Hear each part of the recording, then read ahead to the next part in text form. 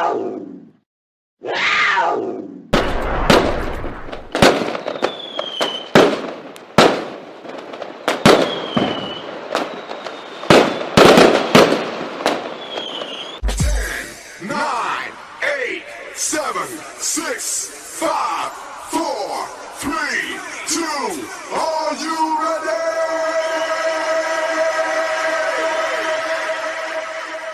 CJ Howard Show. Now let's go to CJ Howard.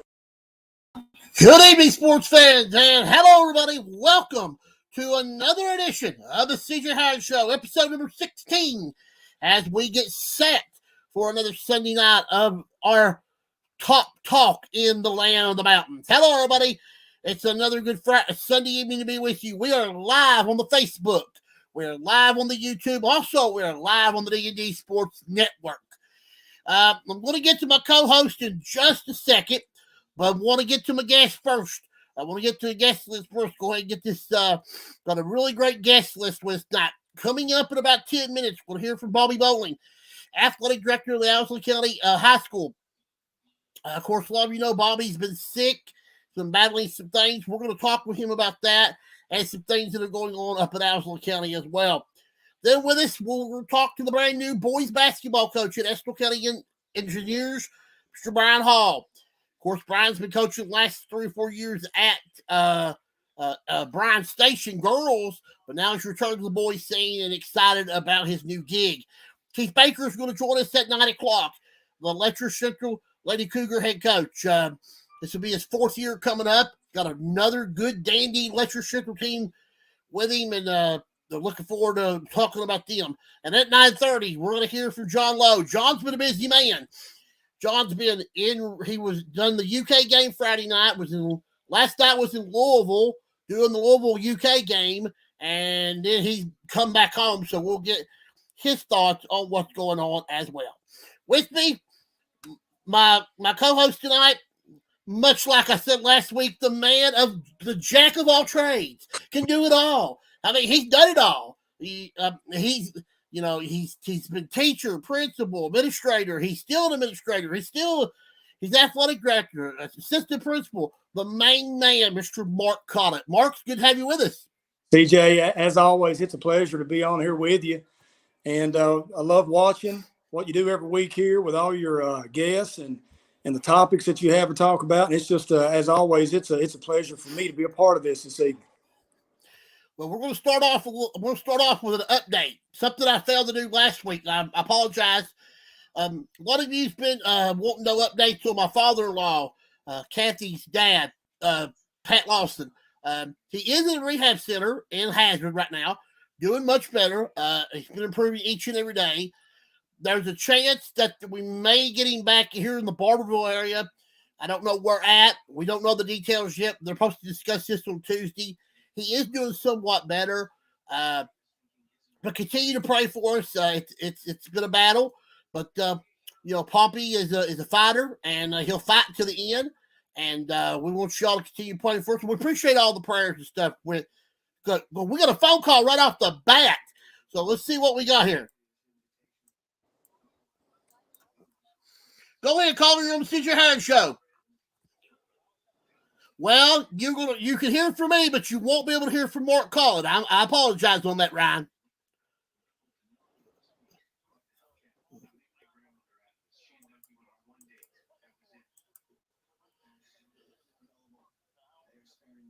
Well, I think tomorrow night's going to be a good test for our boys early. Their first 3 games are going to be games that they're going to have to be ready to play because they're not playing no easy games early. But I look at the schedule, what the boys have got. I think what Jug has done is built the schedule to where they have some games they need to play. If they lose, they can get better from in games they know they can win and build off that win. Ryan, I'm looking forward to it. I'm pumped tomorrow night. Football coming to a close with state championships Friday night and Saturday. But I'm pumped. It's going to be exciting.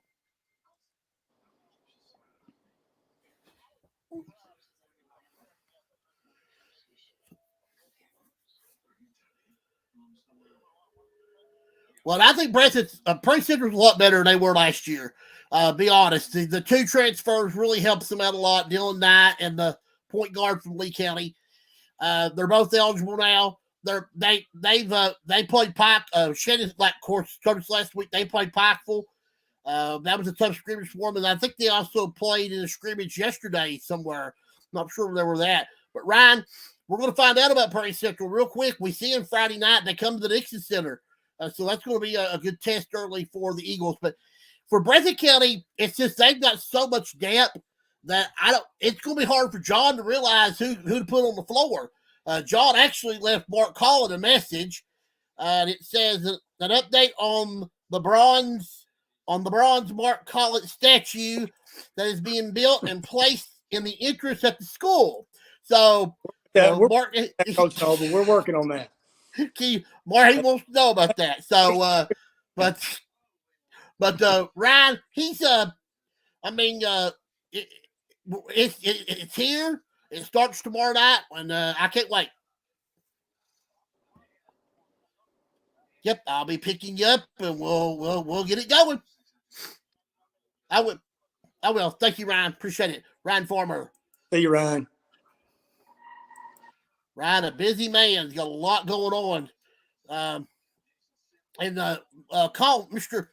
Lou Collins helping us out here. Breathitt beat Pulaski County yesterday. They did have a freshman JV varsity all-day event there at the Coliseum as well, too. Well, Mark, what's been on your plate here lately? Much like I asked Daniel last week, I did not know that he had changed jobs, so we found that out. But what's going on with you? CJ, just as far as the athletics goes, we finished up the fall season with with all of our fall sports, our football, our cross country, and our volleyball, and now we're just kind of getting things prepped and ready for our winter sports. And on top of that, as you know, and as you talked about earlier, I'm the assistant principal there at the high school, and that's a very time-consuming job in and of itself. And we've got a lot going on there, a lot of great improvements there at our high school, and we've got a new principal that's been there about 6-8 weeks now, I think. Merlin Lewis has been there, so she's really working hard to get her stamp on things and get everything to continue to moving in a positive direction as we have been in the previous years. So as with any administrative position, and we'll talk to Bobby Bowling here in a few minutes, the athletic director at Owsley County, it's busy. It's a busy time as you're transitioning from those fall sports to the winter sports. And with girls and boys basketball, it's 3 and 4 home games per week. It's just it's a super busy time. Yeah. Speaking of Merlin, you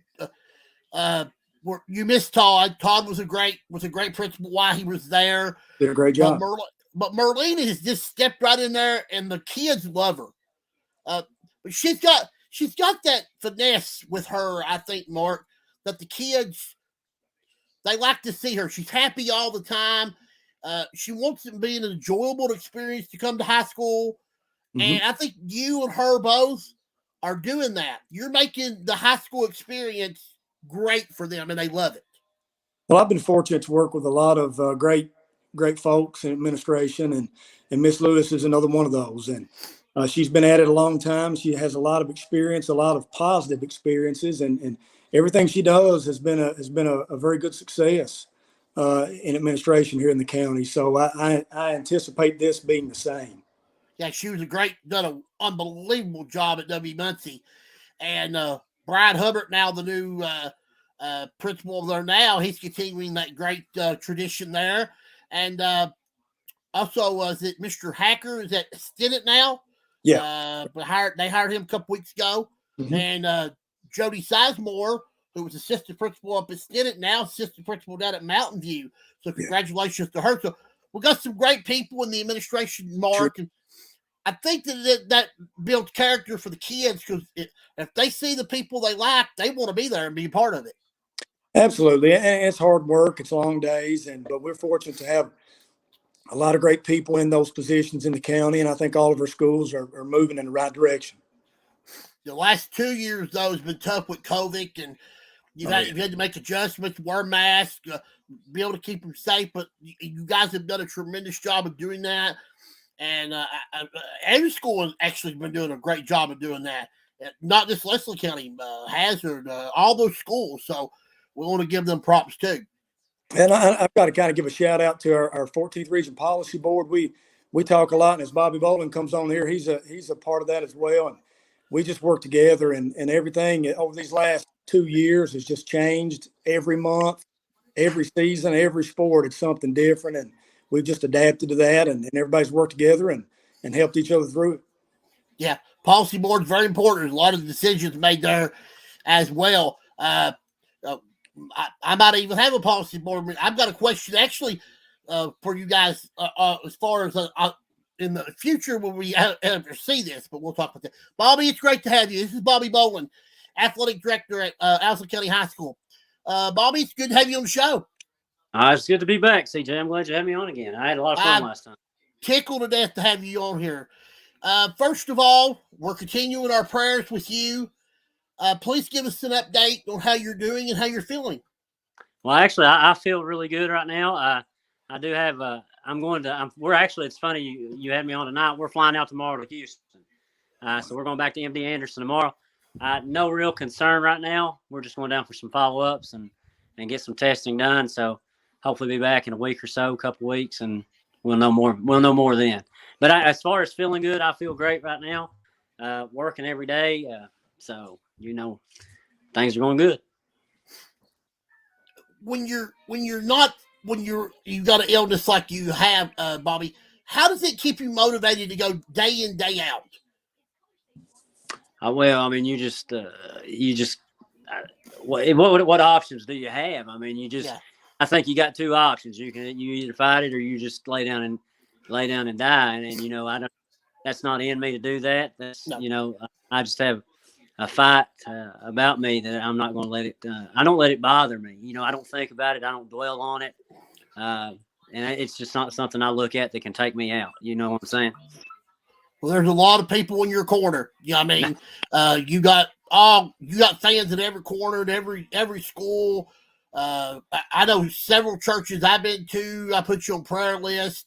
Oh yeah. And I just want you to get back to the way you used to be, because you're a good man, and we can't afford to lose you. We got to keep you around for a long, long time. I appreciate that, and I hope to be around for a long time. But the thing about it is like I hear that from a lot of people, and I can't.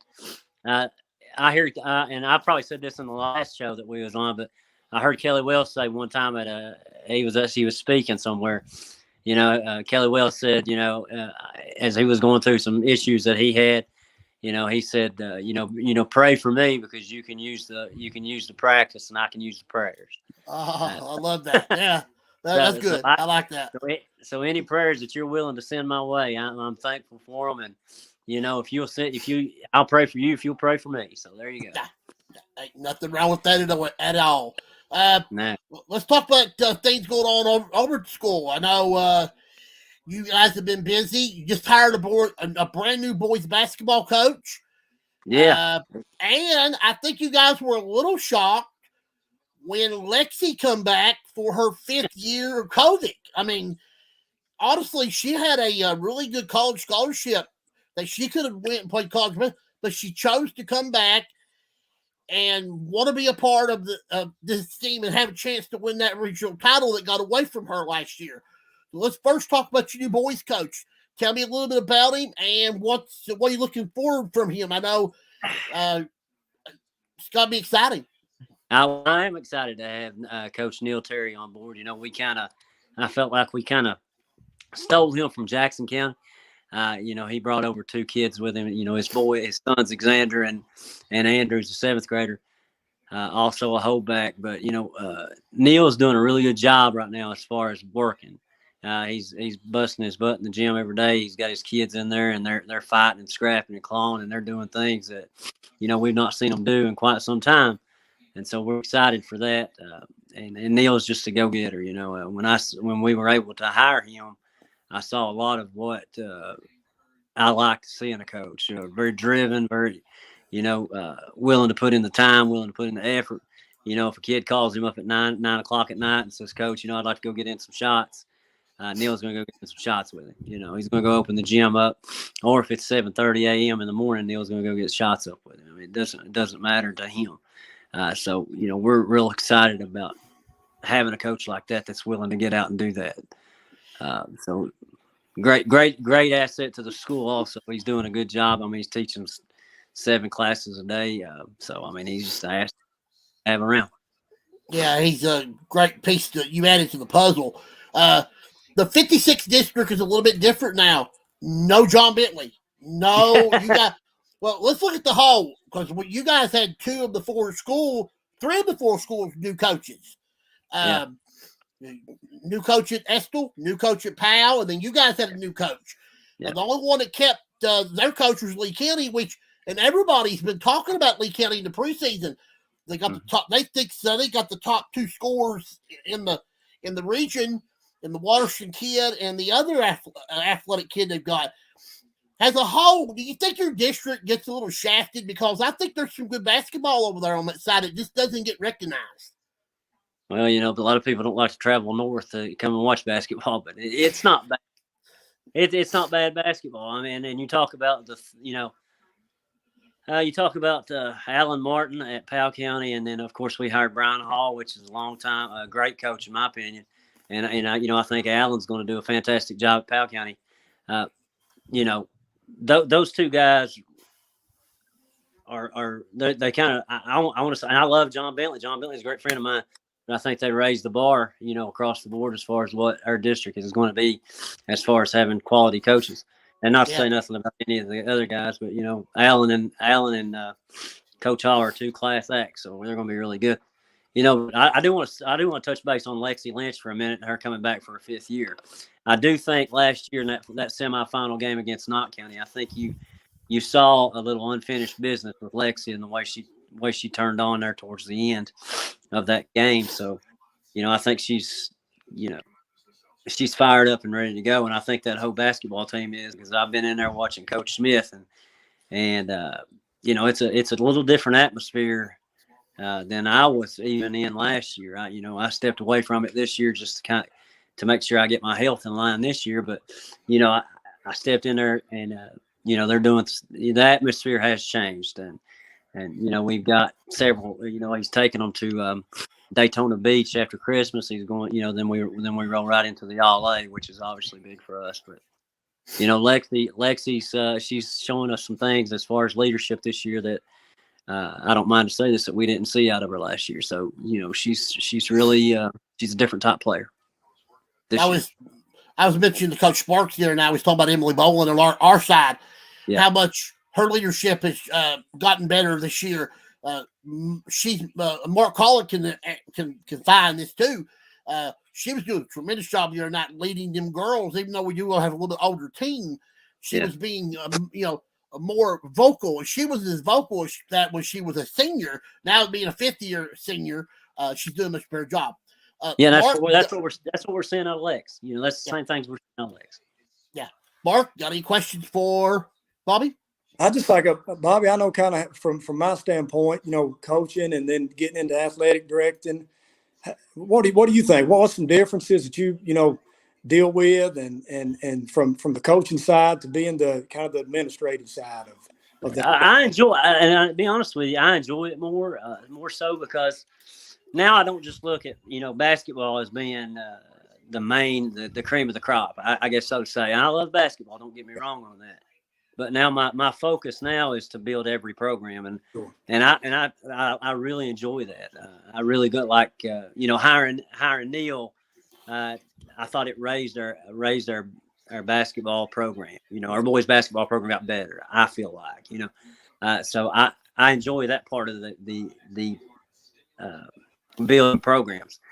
Then you go to the policy board, and then you're sitting there making decisions for the entire region, and although stressful, you still like taking that leadership role on and doing those type things. I enjoy that.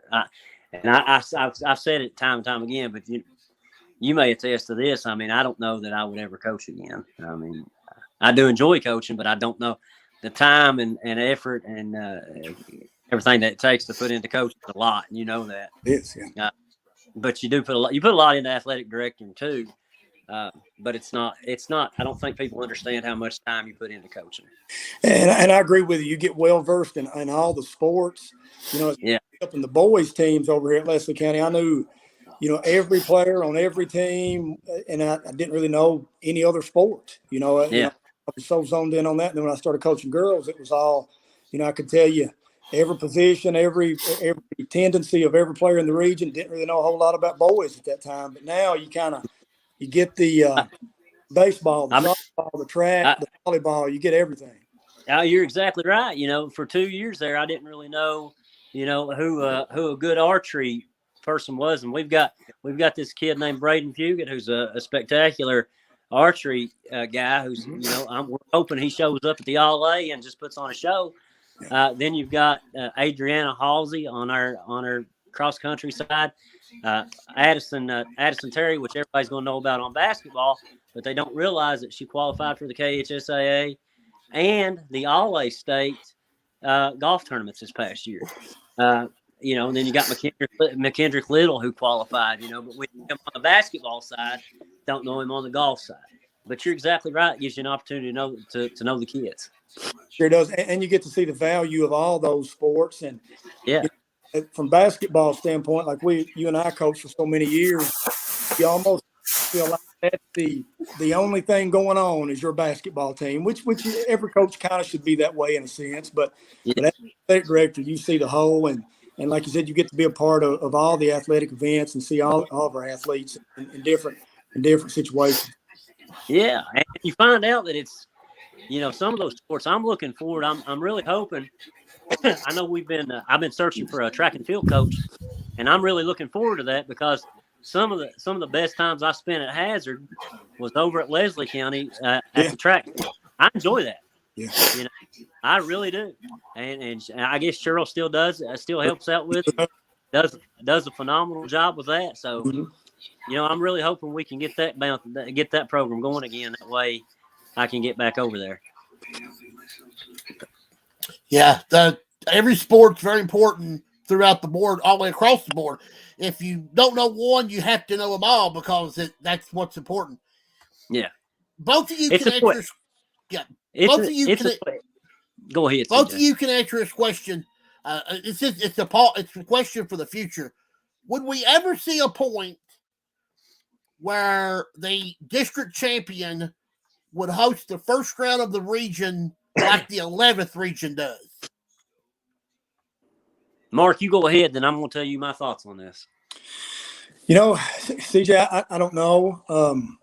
That may put a little more value on that district championship game, because, from my experience coaching, no matter how you came out of that district championship, winner or loser, it's a hard turnaround and a hard, adjustment to get ready for that first round of the region. And, on the girls' side there were usually 6 or 7 teams that could win it most every year, at least get to the finals. And I guess that, I kind of haven't really thought about that too much, and Bobby may have a better answer than I have, but, it may put a little more value on that district championship. I know that allows you to play a runner-up, but a lot of times in our really tough districts here, that it doesn't make a whole lot of difference if you get that runner-up in the first round, and maybe that home game would be a little bit more of an incentive for that. Here's my thoughts on this, and I'm fine with where it's at. And you got a great question, CJ. But what I would not mind at all to see a super regional in the 4th. Yeah, I would too. I'm all for that. I'm for everybody be one tournament, everybody be in it. I'm for that. I'm for that 100%. Because I just see my thought process on it is like everybody gets a little piece of it, and I don't care. Like I do like it. What if you done this? What if you played that first round game at a district? And it does put a lot of pressure on winning the district, more so in those tougher regions than it does the other districts. But once you get to that super regional, it don't really. I mean, here's what you got to figure out though. Do you go by the RPI? Do you go by the Cantrell? Do you go by the AP? Or does everybody play everybody at least once in the season? Because here's the thing. I'd probably really hate for my boys team to have to play somebody like a Breathitt County who maybe will probably be really, really good. They may, I'm saying they're not, but they may be really good in February, not so good now, or you may catch them on a year where Hazard's really, really good, in February and not that great in, December. Where do you play them at? Or how do you go about that? And I know they tried this in was it the 15th? And I think it might have fell through. But Yeah. What do you think? I don't know. I don't have an answer for that. But I like the idea of Super Region. I know the RPI is going to disappear after next year. Okay. Next year's the last year of the RPI in football, basketball, so it's going to be going. So that won't be a element to play with. I like your idea. I think you should play each team in the region, play your district teams twice, play everybody in the region once. Okay. Then next year, flip the schedule. Like, say you play Cordy at home one year, the next year you'll play Cordy away, or vice versa. Then if you play at least once, then you can keep like maybe the record. You can sort of do it maybe how you can go get ideas from other people. It's just something I think a whole group could, if you wanted to work on it during like the summertime, when you could really sit there and think about it and put it all together, I think it can be put together real easy. Well, I do think, it probably, Mark, and what you think, it takes care of some of the scheduling conflicts that we may have later on. It does. And I feel that, in the 2 years that I've been a part of say our policy board meetings, I think we do work together pretty well on things, and we try to hear each other's opinions and try to work out what's best. And it would help the scheduling, because I know, as you sit down as a coach, it's hard to schedule some years. And, in years when you're pretty good, some people, you can't get them to answer the phone. And then years be as good, you've got them, they're calling 10 times a day and blowing your email up trying to get you to play.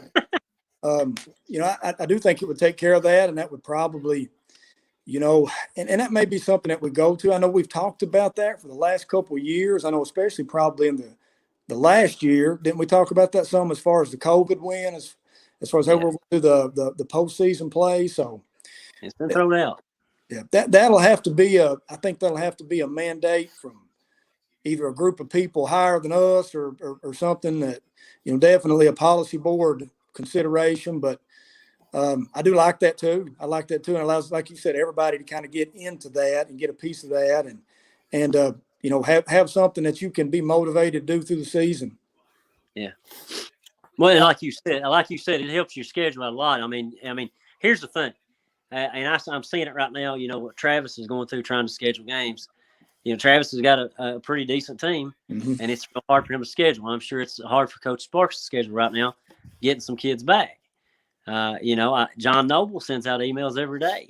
The thing about it is it's really hard to schedule right now because, what you're bringing back. And that's really, that's kind of unfair that you've got that. But, the way it is, Mark knows how it is. I've been through it. It's just teams just don't want to play you. You've got a decent team, even though, if you look down the road 2 to 3 years, it's probably going to come back on you. Mark knows that. You can keep going for a while, but eventually the fence is going to fall down. They're going to be done there to protect you. So but when you got quality coaching, it don't take long to build it back. And that's exactly right. Well, Bobby, I could talk to you all day. I could talk with you all evening, all day.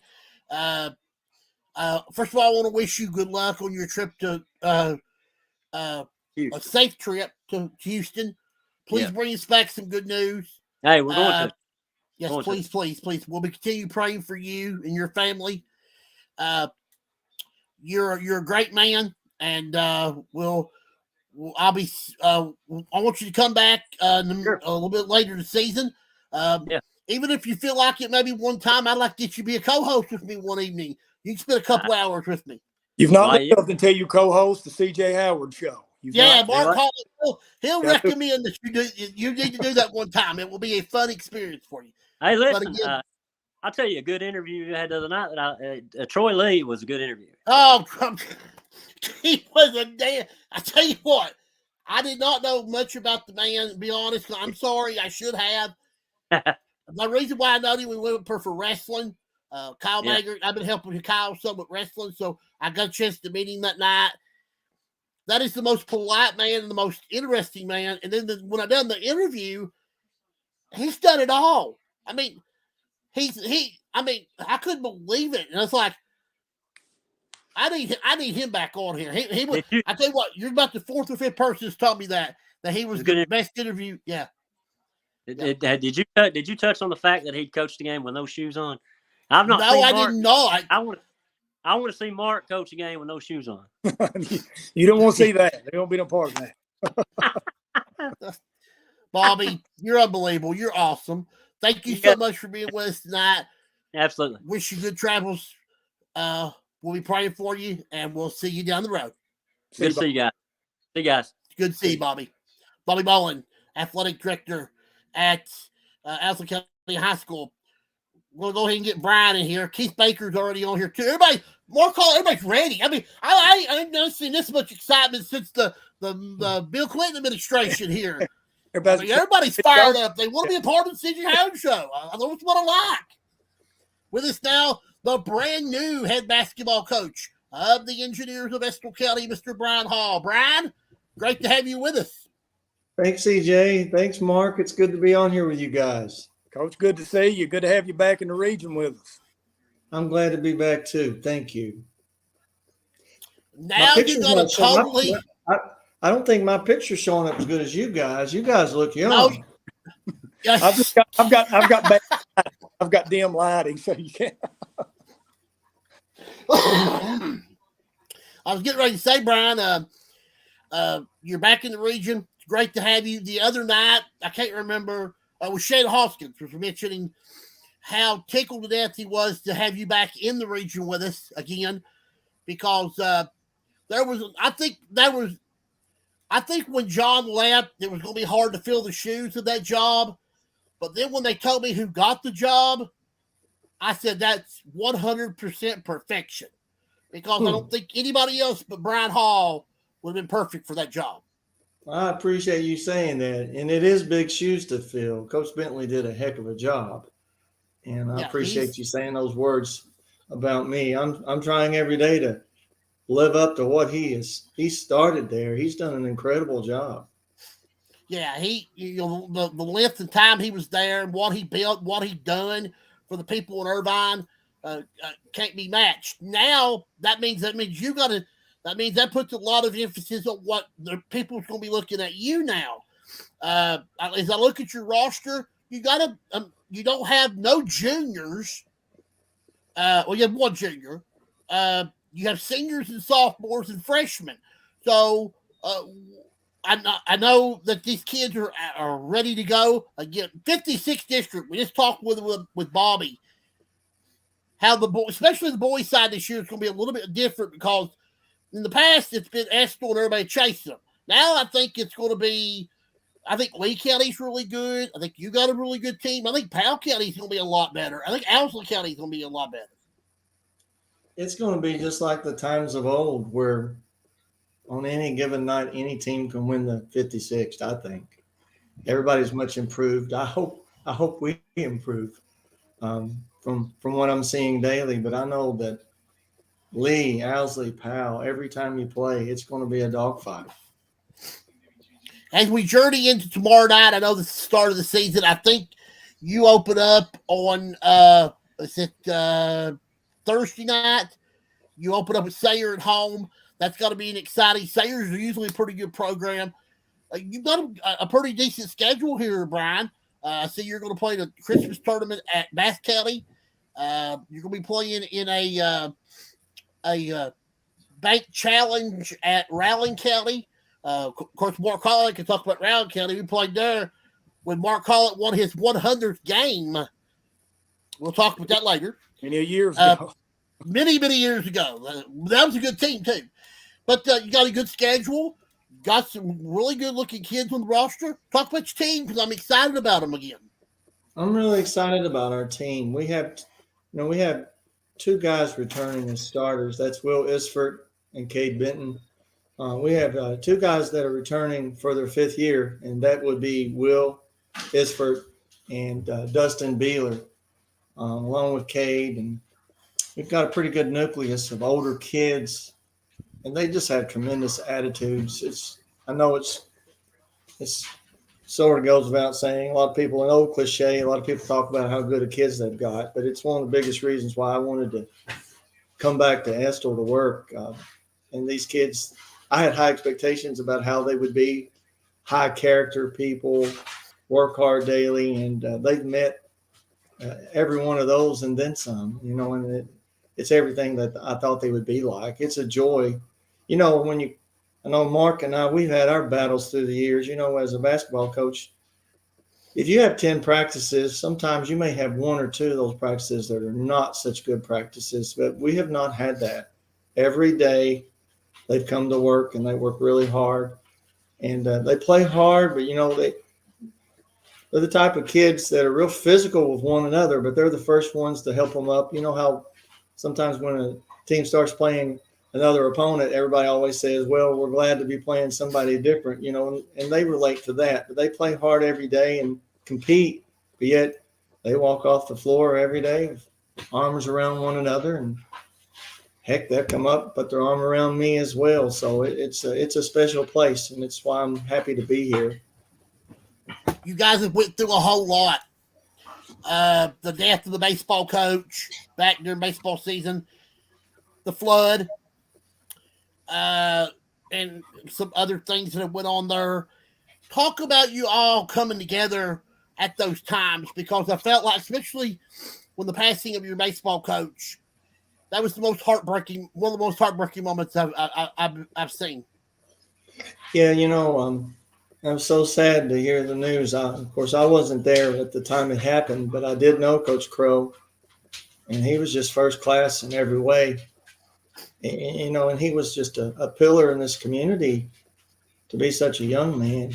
And a lot of people looked up to him, and I was one of them. When I worked at Estill before, I used to see him on a daily basis. I'd go during my planning time and I always wanted to talk to him. He was the kind of person that I got good advice from.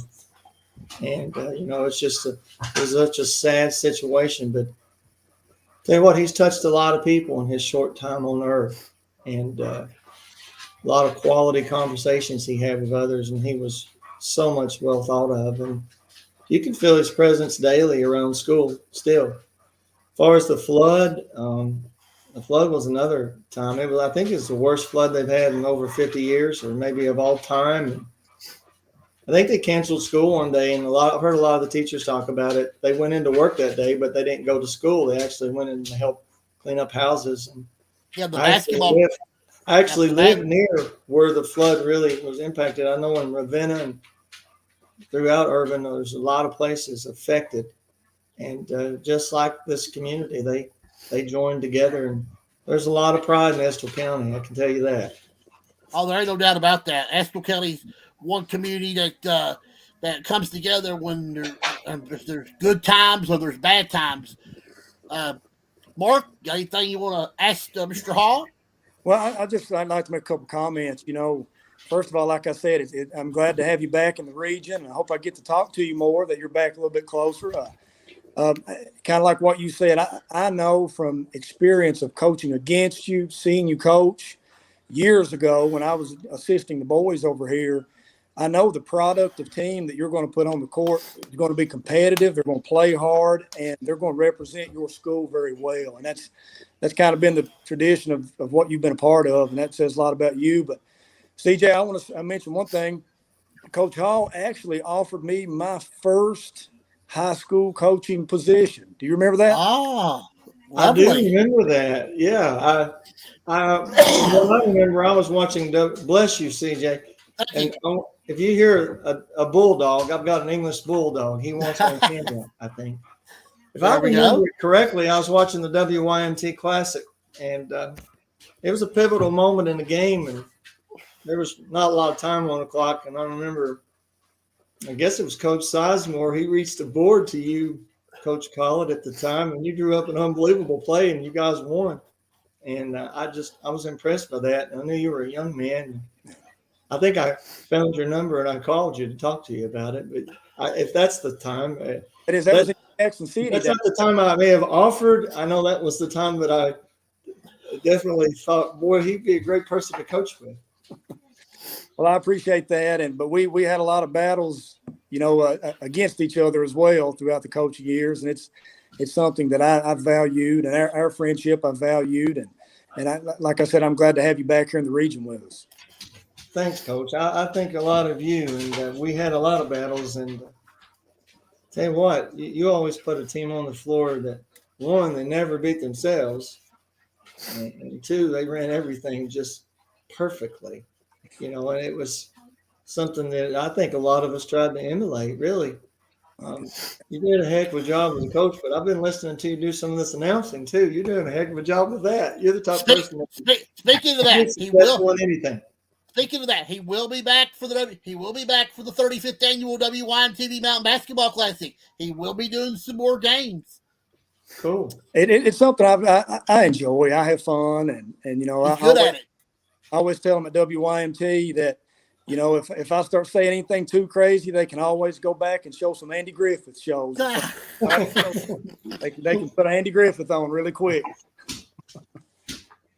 I think this guy's one. Look, so you didn't see my bulldog. I don't know if you can. See if we can get him. We like animals on this show. There he is. There he is. Look at him. There's the bulldog. He wants on camera. What's his name? That's Diesel. Diesel. I like that name. I love that name. Yeah. Hang on a second. Okay, he's gonna take care of the bulldog. I'm good. Okay. I'm good. Brian, I've asked you this last year. Now I'm gonna turn the back on you. Now you have to flip around from girls to boys. Will that be difficult for you? Because I know you've coached girls for the past 4 years, and you done a really good job at Brown Station. Well, thank you for that. I think Coach Collett, he may agree with me on this, but I think coaching girls basketball has made me a lot better ball coach, really.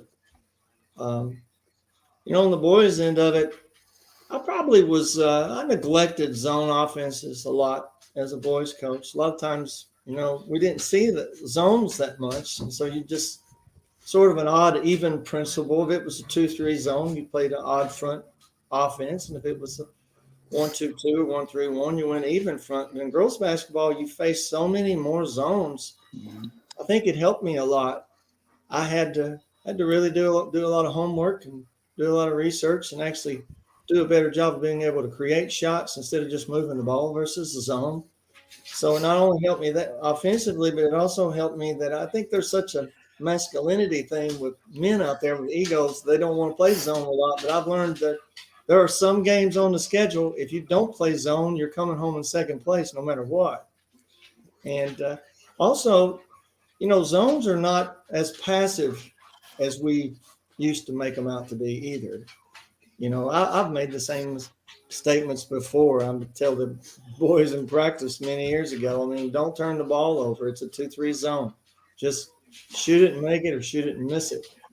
And we looked at zones as being passive, but they're not. You can play them just as aggressively as you can man to man. So I think that's probably the biggest things I've learned from coaching girls basketball.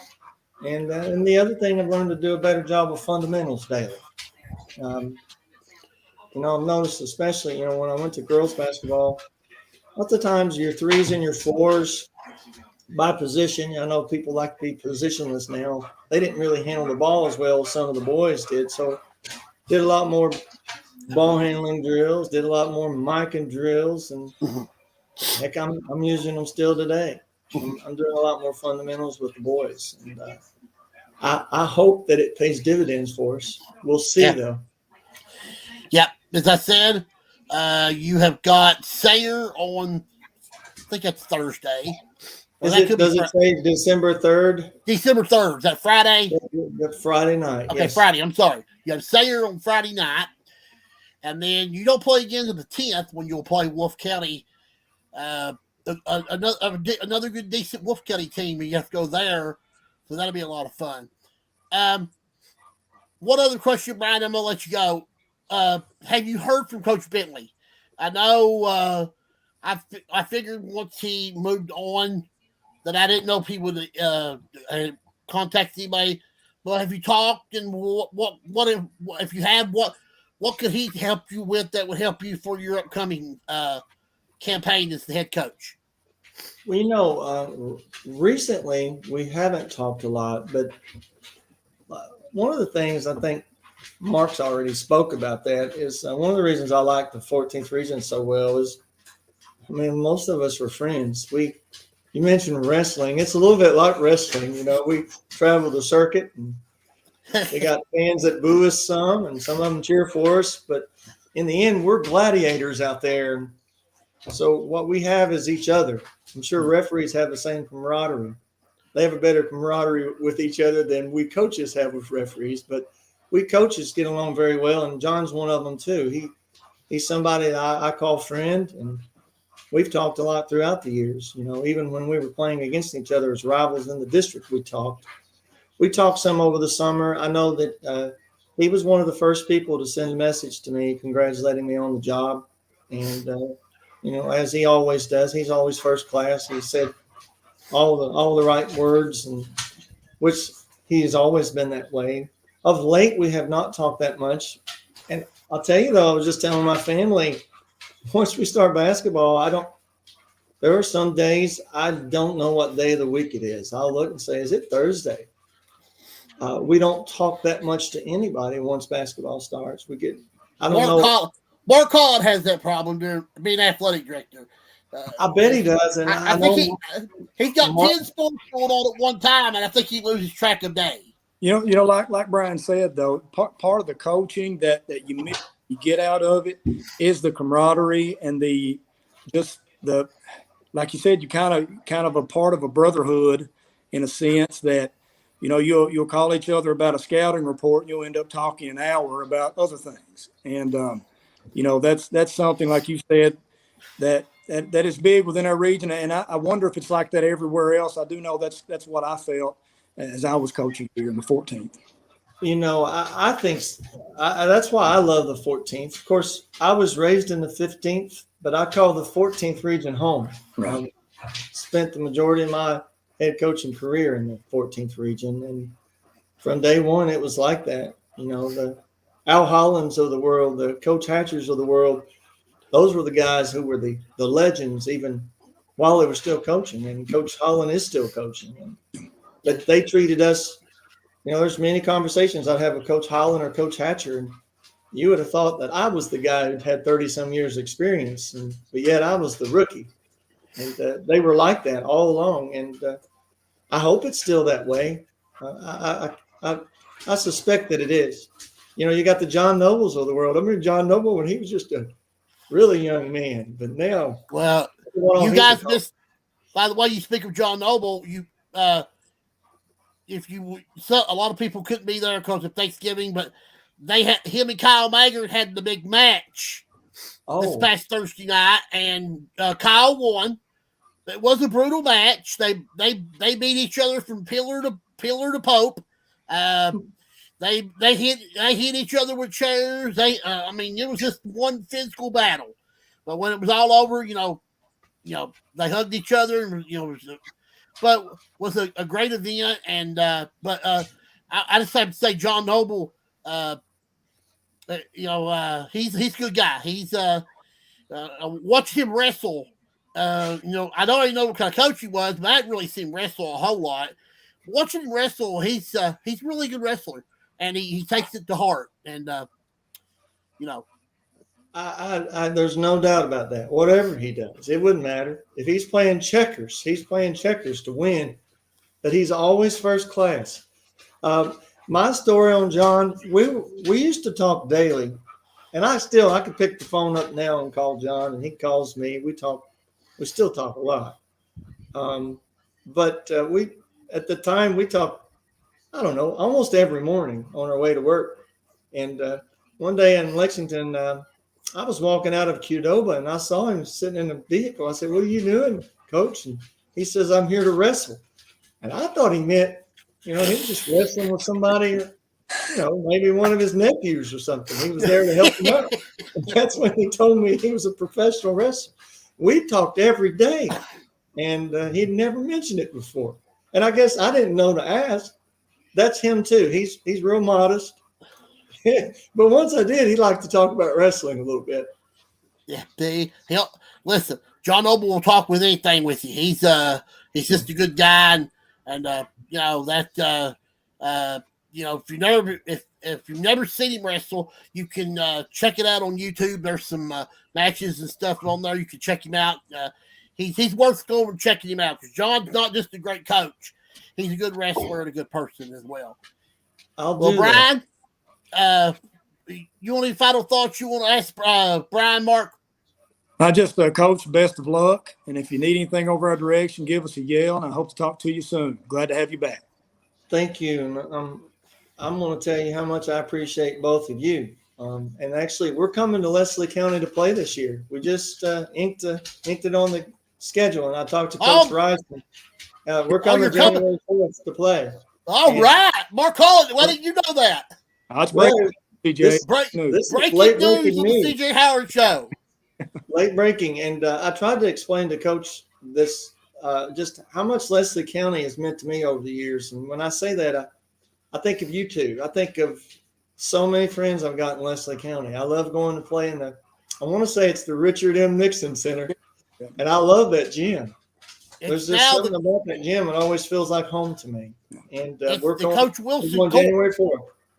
Coach Wilson Court is now the name of it. It's still got the Nixon Center built in, but it's Coach Wilson Court. Well, that's well deserving. Yeah. Well, Brian. I appreciate you guys having me on, and I'm always glad to talk to either one of you guys. Any time. I look forward to seeing you guys out during the season. Oh, I can't believe you're coming over on January 4th. I'm tickled to death now. I can't wait. That's going to be. I hope we don't have a girls' game at night because I really want to be there and be a part of that and watch that. So that's how we all got started. You were right there. That's how I met you. Yeah. Mark was coaching, and you were right there at the scorer's table, doing your thing. And you've been doing this for CJ. You've been doing this for a few years now too, huh? Yep. And I don't have any plans of ever stopping. I want to go as long as I can go. Well, you keep it up. But Brian, thank you so much for being on the show. I want you to come back as always. And good luck to you, as Mark said. And we will see you on January 4th. All right. Well, thanks for having me. And you guys have a good rest of the night. See you, Happy Coach. holidays. Happy holidays, Coach. Happy holidays. Okay. Thanks, Brian. Now we're going to go from one coach to another one. Now we're going to bring in the head coach of the Letcher County Central Lady Cougars, Mr. Keith Baker. Coach, I don't know if he's watching that, but that was very entertaining right there. Yeah, Coach Hall does a good job. He's a tremendous coach, and actually, I had one of those hour conversations on the phone with him this past year. I sent him a game film on Madison Southern, and he called me like after he watched it, and we talked about an hour on my philosophy of my run and jump defense. Uh-huh. And it was good to talk to him. He studies the game. He's one of those that actually breaks it down, and if he don't know it, he'll research it. And he's a hardworking coach, and he does a tremendous job. He's a great guy. He is a great guy. I like having him around. I like to talk to him because he's got a lot to say. Coach, first of all, a couple of weeks ago, I had an interview with a young man from over in the Bergen area, Coach Thomas, and I tell you what, I didn't know. First of all, he's from Letcher County. Yes, Troy Lee from Letcher. Yeah. I didn't know he's from there. What do you know about him? Because everybody else, that was the same I had Manus on. And if I could have had it, I wish I would have known that he know Danny Hall, because I would have had Danny Hall on there too. But tell me about him, because that is the most interesting gentleman I think I've ever had on this show. And that is the most watched interview that I've ever had on this show when he was on here a couple weeks ago. Yeah, Troy Lee, he played at Letcher. Actually, I played against him in high school. I played at Whitesburg High School, and he was a tremendous player. He was a good shooter. His basketball IQ was as good as any, and he went on to play at Moorhead. They couldn't run him out of the gym at Moorhead. And I think he played for Dick Fick there, and he's coached girls and boys. I think he's won some regional tournaments with girls. He's a tremendous coach. He's been many places. He knows so many people. I mean, the legendary coaches that coach in college basketball now and before. I mean, he had so many stories, and I had never been more mesmerized than I was by him because he just seemed to be such an interest. I said, we got to have you in the mountains because having you up there in Bergen, that's not where you need to be. You need to be down here in the mountains somewhere coaching. We need you closer to us so we can watch you and see you because you'd be an interesting figure that we could keep our eye on. Yes, Troy Lee's an old mountain boy, and I'm sure he will make his way back home someday or another. Yeah, Coach, it's been a long summer for you. I know you've heard this a million times. You guys played in what was I'm rating the best regional championship game, boy or girl, I've ever seen. Now I wasn't there. I got to listen to it because I went down the night before to get my room and stuff for the state tournament. But I stopped on the side of the road to make sure that I didn't miss not 1 second of those 4 overtimes in the game because it was, first of all, it was one of the best games I've ever listened to. I wish I'd have been there because you two left it laying out there, and you showed why the 14th region girls is what it is today.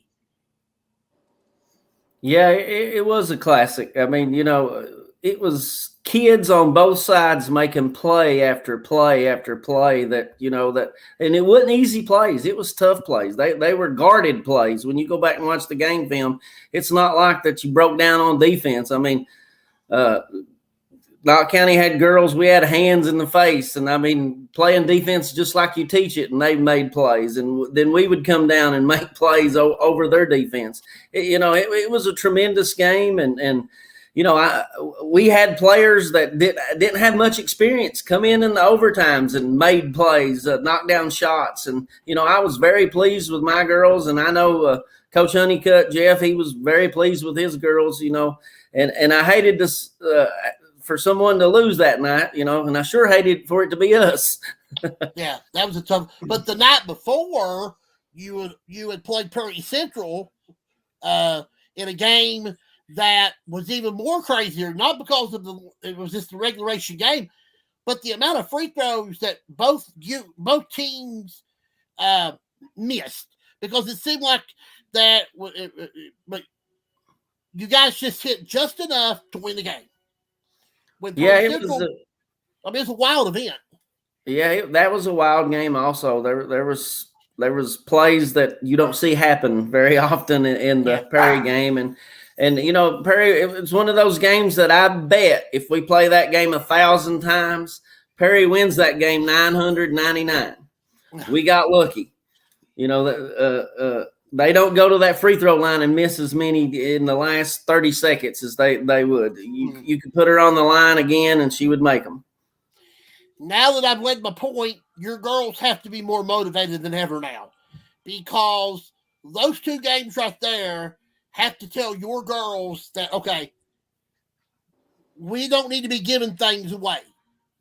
We're not one of the top mat daddies in the region for a purpose. You have four starters back or 3? 4. You have 4 back. 4.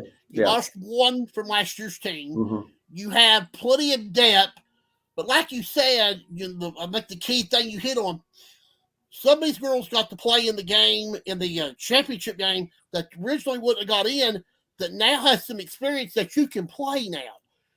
Now that you've scrimmaged, what's their demeanor and what's their attitude as they're heading into the season? Because I know they got to be biting to get back out there and want to show what they're truly about. Yeah, my crew, they've been working hard. I will say that. I have girls that's very high basketball IQ. They do, and they know, they can look back at a game film and tell you exactly what they do wrong, and what they have improved on. And of course, we've been working on that aspect. My young kids, we've been playing a lot in scrimmage, and they're on the floor every day. We can go, 9, 10 deep, and I don't feel like we drop off hardly any. And, that's a good thing to have as a basketball coach. We've been we've played two scrimmages, but played 3 teams. We played Ridgeview at home and on Tuesday, I believe, and we beat them, Ridgeview, Virginia, and then on Friday we went over to UVA Wise and we played 3 quarters with Union and 3 quarters with Thomas Walker, and we played real well. There was some breakdowns. There's some stuff we have to work on, but the girls played real well. I think we're a little bit ahead of where we was this time last year, but it's not because of the personnel. I think it's because of the start and stopping of last year. We actually this year got, our school, we wasn't allowed to be in the weight room last year because of COVID. We never lifted a weight. We never conditioned like we'd been conditioning. We started, was ready to play. We went like a month ready to play, and then we stopped. Yeah. And then we got to start again, and, then we kind of had another stop. And then when we started again, you had 2.5 weeks to prepare to play a game. So, half of the stuff that you needed to work on, you had to throw out the door because it was time to work on team stuff because you played in 2.5 weeks. And, that's something that ain't happened this year. And, kids, we've kind of got a little better at certain things, but we got things we got to work on, definitely. Summer ball was a big help this year. Coach Sparks, was talking the other night how much summer ball was beneficial to, especially, West County. But I know it had to be beneficial to you guys too. Yeah, getting to play, 25, 30 games in the summer, it helps. You get to play a lot of people. You get to play different combinations of people. Wins and losses don't mean as much about that. In summer ball, and you can play combinations, and you get to see who's about ready to make that jump to playing a lot of varsity and who needs to still get JV reps. Yeah, no question about that. Mark, you got any questions for Coach Baker? I'd like to make a couple comments. Coach Baker, coaching in this region and now kind of following your team. You've been in the regional championship the last 3 years, correct? Correct, yes. At Letcher Central there, Coach Baker doesn't just have teams. He's got a program over there. And talk to us a little bit about the mindset of your kids. They've played in the regional championship 3 years in a row. And, when you have that confidence of winning, talk to us a little bit about that and how that feeds on into your younger kids, into your elementary programs, into the program as a whole. Well, when I took over, I inherited a good program. Coach Adams, Dickie Adams, he was the coach from day one at Letcher Central, and he had a great program. And, I inherited a good program. It was kind of already set in stone, that winning was the necessity there. And, and people who wear the Letcher County Lady Cougar jersey, it means something to them. Mm-hmm. We have tremendous feeder schools. Our feeder school coaches does a tremendous job preparing our kids. And, when they come to the high school, they're prepared. They're ready to play at a higher level. And, they just, I don't know, that our community and our kids, they follow us, and we just have a high expectation of winning, and it's just like, this year, our expectations, if we win them all and lose in the regional championship, we've not had a good year. We set a high goal. We're looking to get back to Rupp, and there's several teams standing in the way, and our work's cut out for us. The 14th region girls is always really competitive, but the product of team that you always put on the floor, they're going to be mentally and physically tough, if not the toughest, in the mountains. They'll be right up there, and to execute that defense you talked about earlier, that's a killer. You get us all on that a lot of times. So you definitely put a very positive product on the court, and you're going to have another great year, I think. Well, I appreciate that, Mark. Coach, you did a tremendous job when you was at Leslie County with the girls, and your teams were always great, and they played hard, and we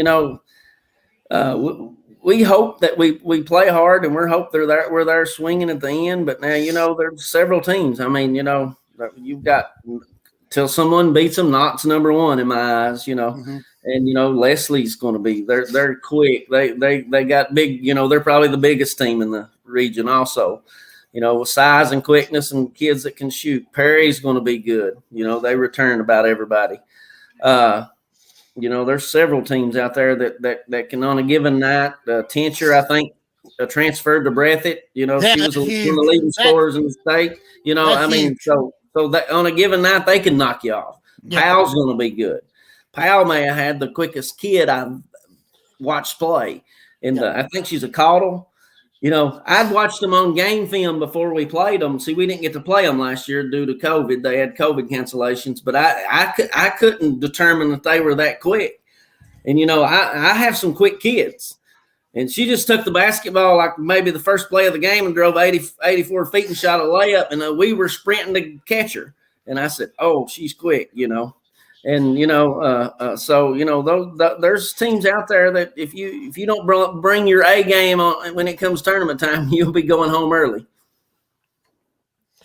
You mentioned several of those teams, Coach. The one, Breathitt County, I'm glad you brought them up because they got not just Tincher, they've also got the other young girl. She's a senior now, but she's been their leading scorer for the last 2 or 3 years. Her name escapes me. Is it Schultz? Schultz. Adriana Schultz. Yeah. Yeah. She may be the best athlete in the region. Yeah. I think Coach Thomas walked into a really good thing there in Jackson. I think that they hired a good coach in him. I think he'll do a good job for them.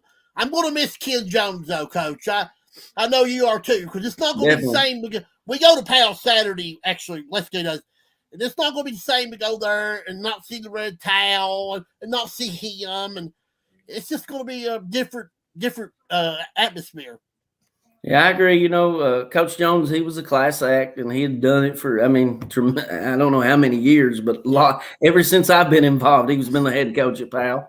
Yeah. And, I'm going to miss him, too, because I could call him up. We always played, and there was no – every year, if this year we went to Powell, next year he was definitely coming to Letcher. So, it wasn't anything. And actually the game we play at Powell, we play at home. We scheduled before he decided to retire. So hopefully we can continue to play Powell. Yeah. Yeah. I hope, but it's going to be a lot different. Mark, you got anything you want to ask Coach Baker before we let him go? Coach, just the best of luck to you. If you need anything over our direction, give us a yell. And again, we just wish you the best this year. I appreciate it. I sure do. Thank you, Coach Baker. I want to say you're one of the best coaches in this region. Your team, Letcher Central, is very tough to defend, very tough to play against. But we love playing against you guys. It's always going to be a great game. I know we don't play you till the end of the year. Got a 3 games. At the end of the year, we play you, Knott, and Breathitt in a 7-day span. So by then, that will truly be a tournament atmosphere type of game by then.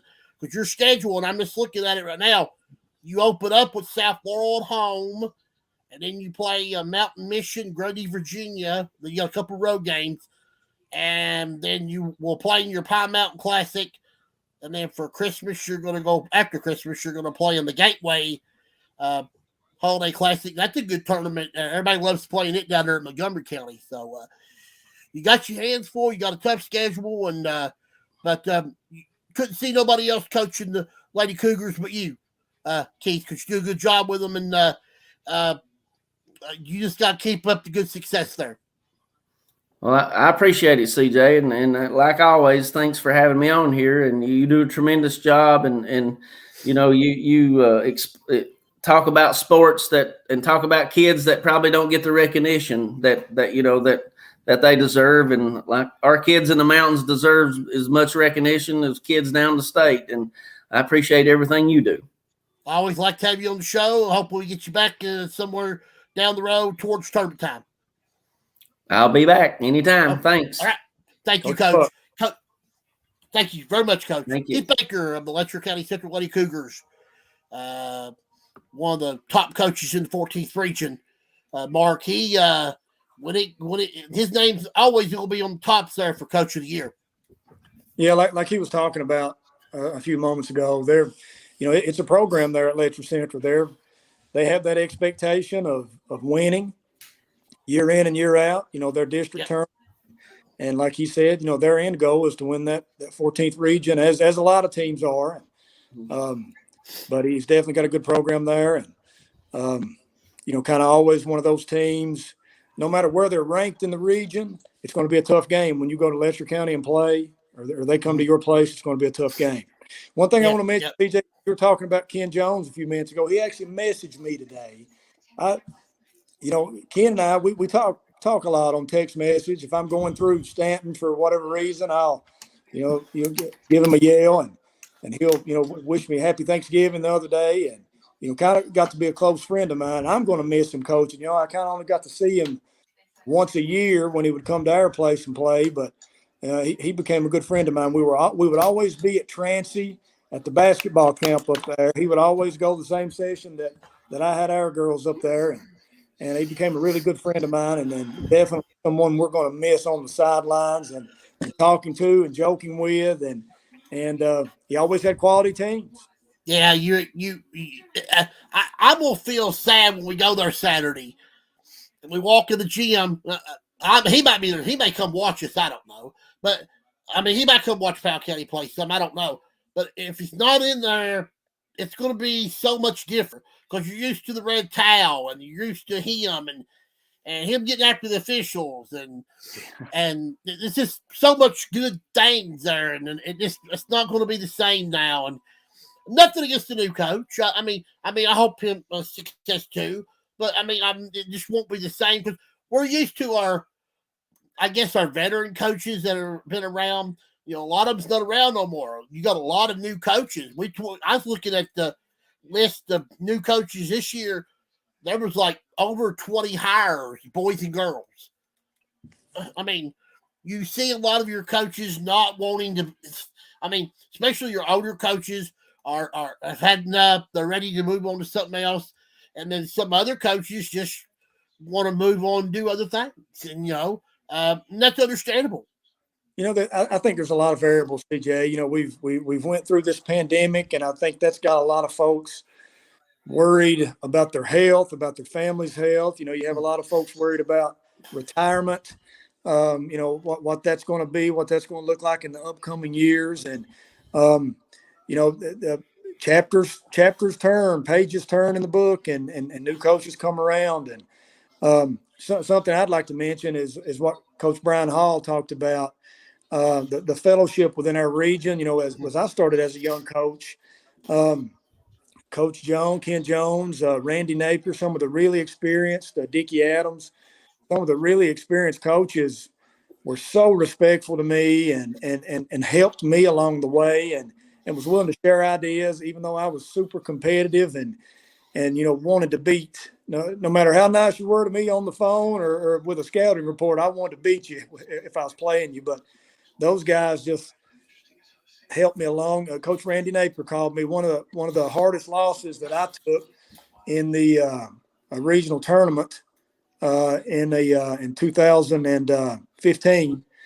And the first phone call I got was from Randy Napier saying, I've been there.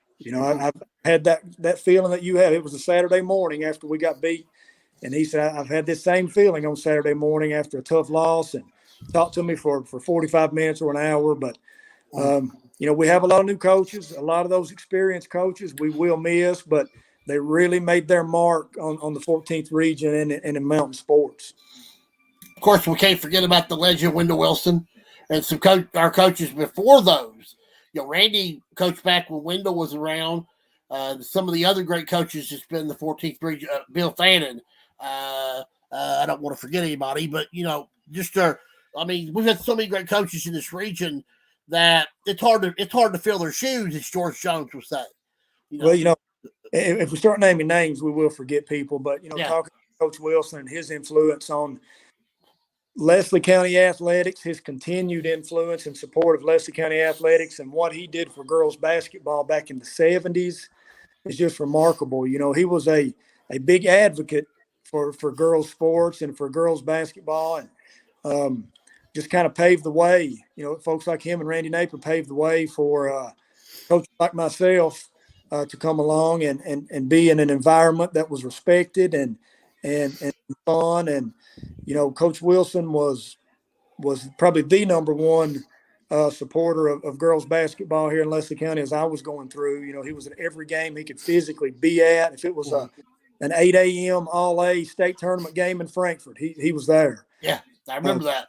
Continues just to be a huge supporter of not only girls basketball, but our whole athletics here in Leslie County. Yeah. We're going to turn the page a little bit here. Let's talk about a couple other items I got on my agenda topics for the show. What do you think about Kentucky last night? Oh, Lord. They went awful. We'll tell you what. Whatever guy that had Louisville as a 3-point favorite, his job needs to be taken from him. I don't think he had any idea. Lee Corso had him on game day. He had Louisville on game day yesterday morning, I think. But Kentucky played great. They played solid all year. What was that, 9? That was the 9th win. Mm-hmm. And I'm sure there's a couple more. As Kentucky fans, we all think we should have got. But, I hope we don't, I personally hope we don't lose Mark Stoops. I think he's done. Yeah, it's looking 50-50 right now because he's had so much success. People's going to come after him, and a fan base and a Kentucky fan base. We got to know that. And we got to understand that. But Florida hired a coach today. Yeah, but talking about Kentucky football, we went from, planning our, as a kid growing up, planning our lives around Kentucky basketball to almost. We still enjoy watching Kentucky basketball, but it's almost a little bit of a plan to watch the football now, So yeah. Of that group of people, players and coaches, but we've had a pretty resilient fan base over the course of the 30+ years that I've been watching UK sports. So we've hung in there. We deserve a few good years. They had all sellouts for every home game this year, no doubt, and it was hard to get a ticket. If you could get one, you better hold on to it because it's like gold. But that was impressive. 52-21 over the – never in doubt. I mean, Louisville scored twice on the 15 players that were in the game. So just a domination for basketball. Kentucky got a big win Friday night, 86-52. 5 players in double figures. Tomorrow night, they got Central Michigan. You cannot watch that on television either tomorrow night. If you got the SEC Plus or ESPN Plus, that'll be the only way you'll be able to watch Kentucky Central Michigan tomorrow night. Then Kentucky don't play again until December 7th, Mark, a week from Tuesday when they play Southern University. So after tomorrow night, Kentucky gets about not a break, but a chance to get back in the gym and get some work done, get some practices in. I'm not sure, but typically, I don't know if it's the week of maybe college finals. I know about every year during this time of year, we have about a week off in between those college games. So I think that may play in part of that. But I think it's going to be a fun Kentucky basketball team to watch. Probably one of the more fun teams that we've got to see in the last in the recent years. So it's so far they've been fun to watch, and I think they're going to continue to improve. And like you said, what'd you say? We had 4 or 5 people in double figures the other night. I think that's going to be a thing that we're going to see throughout the course of this season. The big guy, he's awesome, ain't he? Sheway, I mean, he can, if he sees the board, he's going to get it. Yeah, one of the strongest rebounders. I know everybody's made this comparison. I'm not, doing anything special here, but it just puts you in the mind of watching as a kid, watching Dennis Rodman rebound there for the Pistons. Just has a nose for the basketball and works hard for positioning on every shot. And I think that, it's just become something that, that the crowd enjoys. I saw where they were hanging R's for rebounds like they used to hang threes for 3-point shots now there. Yep. In I saw that. Yeah. The women got a big win last night. The UK women, they beat LaSalle 74-52. They will not play again until Wednesday night when they'll play West Virginia at home at the Coliseum. Tell you what, Ryan Howard is a beast. She can flat out play. Yeah, Kentucky sports. Kentucky sports is fun to be a part of and fun to watch, and we've had a lot of great teams to, be a part of. And it's just it's a good time to be a UK fan. I think we're going to have exciting seasons. And I think we'll have an exciting finish up this football season too. Yeah, looks like right now for football for the bowl game, I'm seeing the Outback Bowl New Year's Day, and the opponent, and I don't know if it's true, it could be Clemson. So we could see Kentucky Clemson in the Outback. Yeah, I think that's what I heard them talking about yesterday morning on ESPN there. So it'll be an exciting bowl game for us, and it'll be a game where we'll definitely be capable of winning. Well, yesterday though was a big day because it flipped everything got flipped upside down yesterday with Michigan winning and everything else. Michigan basically just took Ohio State and said, well, you're done. Your season's over. You ain't got no chance for a championship now. Now, Michigan, if they can beat Iowa on Saturday night in the Big Ten championship game, they'll guarantee a shot. If Georgia beats Alabama, they're in. But a lot of people are saying, though, if Alabama beats Georgia, that Georgia will get in with the one loss. Do you think that'll happen? It shook up a little bit yesterday. And, that SEC championship game is going to be big. And, I don't know. Yesterday was a fun college football all the way through the day. There were great games on, and there were good finishes. And, it just goes to show you how good the SEC is and the caliber of teams. I do think Georgia is the best team in the nation, probably, got themselves up there in the one spot above everyone else. But, that 2, 3, and 4 is still up for grabs for a lot of different teams. Yeah. I'll be interested to Tuesday night to see the top, the new rankings when they come out, because I think the top 4 is going to be Georgia 1, Michigan 2, Cincinnati 3, or Alabama 3, and Cincinnati 4. Now, all 4 teams have crucial games. Georgia plays Alabama. Cincinnati plays Houston. Michigan plays Iowa. What if everybody lost to the top 4? Then what would you do? I mean, I'm not wanting chaos. Not me. I would never ask for chaos. But what if that happened?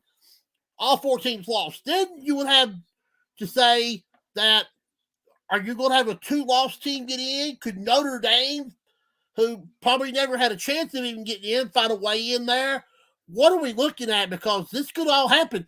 Because now Cincinnati is a 2-point favorite coming in Saturday.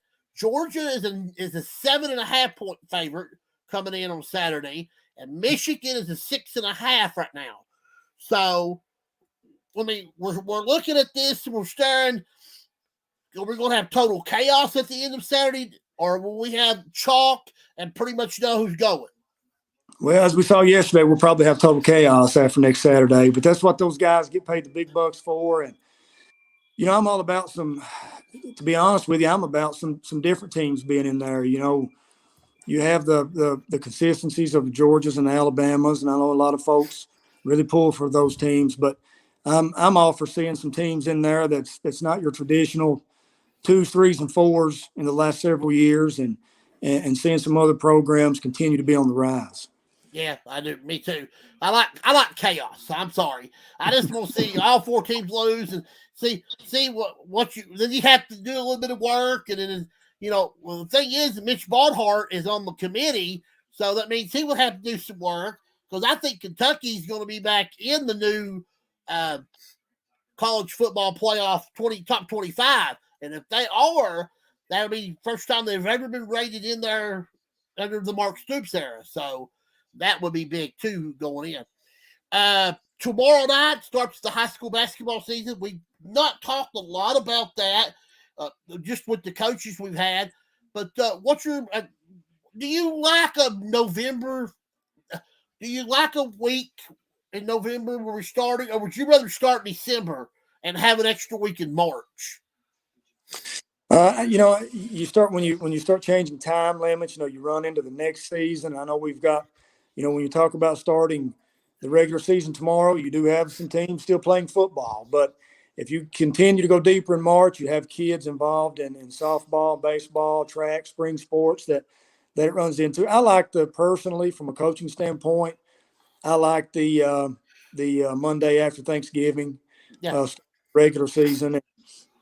And like Coach Baker had mentioned earlier, it's kind of a different year than what we've seen in the last couple of years because we've got to have some consistency, and we're praying that continues throughout the season. And we don't have teams stopping and starting because of COVID from coaches and players. And I think I know from the Leslie County standpoint, we've got to settle in even in our fall sports and have a lot more consistency. And I think we're going to see that. I think our basketball competition level is going to continue to rise because, like Coach Baker said, people are at a better point this year than what they were last year. Fundamentally, team-wise in practice, conditioning in practice, they're just farther along because there've not been any stoppings. I think we're going to have bigger crowds in our venues now, which is it's a good environment for the kids to play in. Last year we had some places that, we were down to 25%, 40% capacity at times, and it lessens the environment and the atmosphere for the kids to play in. And people are hungry and people are wanting to get out and watch sporting events. Now, we do need to remind a lot of people, if you're going to an event in your area, some places do not sell tickets at the event. So you'll have to get your tickets probably in advance. Now, they're not turning nobody away. We're not telling you that. We're just letting you know that a lot of schools will say, okay, well, you need to get your tickets now because we're not going to be selling them at the gate. And so so you need to be prepared for that. Now, I know on our standpoint, we will be selling tickets at the gate, right, Mr. Collett? Yeah, and it does vary. A lot of places have went to the Go Fan. We've not went there yet. There's an additional charge. There's like a $1 charge per ticket sale on those Go Fans, so we've not went there yet. But most of the time, the athletic directors will touch base with each other about the upcoming games, and coaches do a really good job of communicating to their players, and players get it out to the parents, and we use social media to get it out. But yeah, we continue to sell we encourage people to bring correct change into our gate, so there's not a lot of money handling, but we continue to sell those tickets at the door. Football went well. Football did really well. I thought those ticket takers did a very fine job, and it wasn't much hassle. And they got them in swiftly, and we had unbelievable crowds. And of course, I don't know if a lot of people don't know this. We're getting a new turf field. It's going to have some remodeling done. It's not going to be the same place when you show up next year to come to Leslie County football game. But let Mr. Collett talk a little bit about that because that's an exciting thing in its own happening around the campus. Yeah, our Board of Education, our football coaching staff, and our community as a whole, and we had some very special folks help us out some monetarily as well on the renovations of our football field. But it's definitely an exciting thing for our small community to have a turf field. I know there was a lot of folks that played on that dirt down there that had great high school, great college, great professional careers. Yeah, that's true. That played on that dirt, but there's a lot of hard work, a lot of hours, and a lot of big wins on that field down there. But it's an exciting new chapter for our athletic programs. A lot of people can use that, can practice. That can be a practice field. Now for a football team, it can be utilized for games and some of the worst weather conditions. We don't have to really be concerned with tearing the field up with a lot of elementary or middle school games on that for a high school program. But it's a great thing. It's going to be beautiful. The mock-up artwork on that, we actually had it sitting out at our home games near the concession stand this year. It's going to be beautiful, and it's going to be something that our future players will get to experience, but our past players can have a little pride into, and know that they're kind of all still part of it too. And I hope that we get to have some type of a ceremony for that, and we can bring in some of our current players and some of our former players and coaches, and get to experience that field. Will the artwork be at the gymnasium for everybody to see? We'll try to move it down there. We're a little bit limited in space. We may try to put that up top. We've not got that moved down there for our games this week, but we had that out for our home football games, and it's a really, really beautiful thing. I know a lot of people probably ain't seen it, yeah, but it'd be worth looking at. And if you come to a Lexi Lynch game and you ever look up and you see some art, that is what you're seeing, the field work there. Supposed to have John Lowe with us anytime now, Mark. I think it's going to be John. I don't never know. But today we found out, and I've been heartbroken all day because I've just gotten to know her the past year and a half. She ain't gone yet. She'll leave the 16th, but I'm going to miss her already. Camille Gear is going to be leaving WYMT to head back to Tennessee. So she put it on her Facebook today and Twitter. She worked here for about 3 years, Mark, and for what she done at YMT, she's done a super job. Yeah, those folks at WYMT, they put a lot of hours in. They do a lot of traveling, and just to showcase the youth of the mountains and to showcase our different teams, and they do a really great job. And I go back to whenever I coached and got to be a part of with some of the WYMT staff. With Brian Milam was there.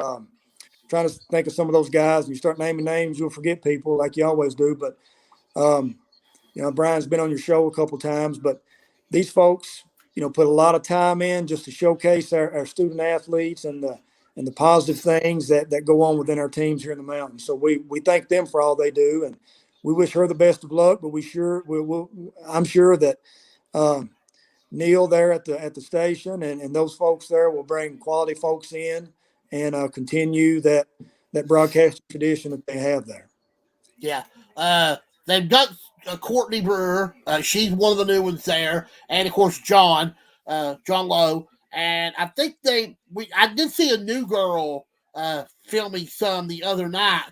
I didn't catch her name, but we'll ask John or whoever, if they get to come on tonight, who the new girl is. I think she's been working between the news and the sports. But, Camille put it out there today that she is leaving by December 16th. I know that I think their basketball preview is going to be next Thursday, I believe, 7 o'clock on WYMT. I saw our boys preview Friday night, and Coach Rice had a lot of good things to say about the Eagles. I know you probably will not be there tomorrow night, Mark, but what are you looking for from our boys tomorrow night against Whitley County? Well, Coach Rice and Coach Sparks both have, tough schedules. They've got good people coming into our gym. They travel and have tough games on the road. But I'm sure Coach Rice is at the point with his players that they're ready to see someone different in a set game atmosphere that's not a scrimmage situation. And Coach Rice always has has kids playing hard, the brand of basketball that our community can be proud of, and kids out on the court scratching and clawing and playing hard, getting on the floor, and I'm sure they're ready for that tomorrow night against Whitley County. And our girls open up Tuesday night at home against Belfry. it's good to see Belfry on Tuesday night. That'll be a good game for the Lady Eagles because we're going to see Belfry in the opening game of the WYMT Mountain Basketball Classic. In fact, let me go over that schedule. We actually have Shelby Valley. I think our girls are playing Shelby Valley the first game of the YMT. Yeah, but Belfry plays the opening game. Oh, yeah. They play North County Central in the opener, the Lady Patriots. So that's going to be a really nice game there. Like Mark just said, the first game is going to be the Belfry Lady Pirates, just the North County Central Lady Patriots. The second game that night is going to be the Shelby Valley Lady Wildcats and the Leslie County Lady Eagles. Then Tuesday night, we'll roll in the boys' action.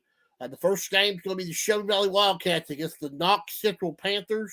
We're going to talk about Knox Central in just a second. Breathitt County will play the nightcap. They're going to play Johnson Central at 8:15. Then Wednesday night, 6 o'clock, game one will be the Knott County Central Patriots, BB King and the boys. They will play the Harlan Green Dragons. Coach Cow and them coming to town there. Then the nightcap, 8:15, Paintsville will play Perry Central. Thursday, there'll be consolation game in the girls at 5 o'clock. 6:45 will be the first girls semifinal, and 8:30 will be the second girls semifinal. Same thing on Friday, 5 o'clock. The girls' third place game will be at 5 o'clock. 6:45, the boys' semifinals first game, and then the boys' second semifinal game will be at 8:30. And then Friday or Saturday, 5 games. There'll be 2 consolation games, one at 11 o'clock and one at 1 o'clock. 3:45 will be the boys' third place game, and then the championship, 5 o'clock girls and 7:45 for the boys. It's going to be taking place this year at the Morton Combs Athletic Complex at Knott County Central High School, sponsored by Food City and ARH Medical Center. So coming up December 6th to December 11th. As we said, Mark Collett's going to be a part of the broadcasting, doing some games. We'll probably see John North. And we're definitely going to see Mr. Collett. Probably even see Anthony Bazalian. I know you done a game or two with him last year, but truly you do a really good job at that, and I love listening to you. And I appreciate it. Those guys usually carry me. Whoever I'm with, I tell them, I say, you got the rookie with you here tonight, so you'll have to carry me. But it's a lot of fun, and I enjoy it. Those guys do a great job. I did a game with Earl Owens a couple years ago, and he does a fantastic job there. And there's just a lot of guys that they work really hard, and man, they come in, they're prepared, and they've got notes written out, and it's a good thing to be a part of. It's just such a classy event. As I was coaching, as I was assisting in the boys program, and then head coaching the girls program, it was just an event that we wanted to be a part of every year. And I'm excited that our girls are getting to be a part of it this season as well. But it's just, there's so much tradition in that. It was kind of the first thing around here. You had your game on TV. That was a big deal.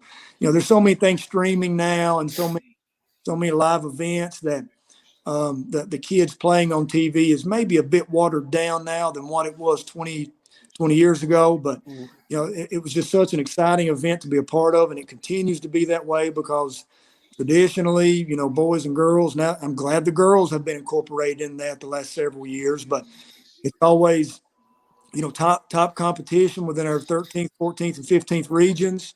You always see, as Jim Frazier says, it's the Mountain Classic. You see classic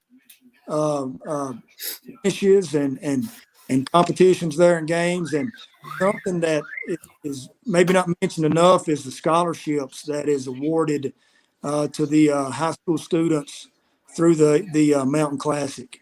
They had the number last year, but it's just an astronomical number that has been at over the last. I think this is the 35th annual Mountain Classic.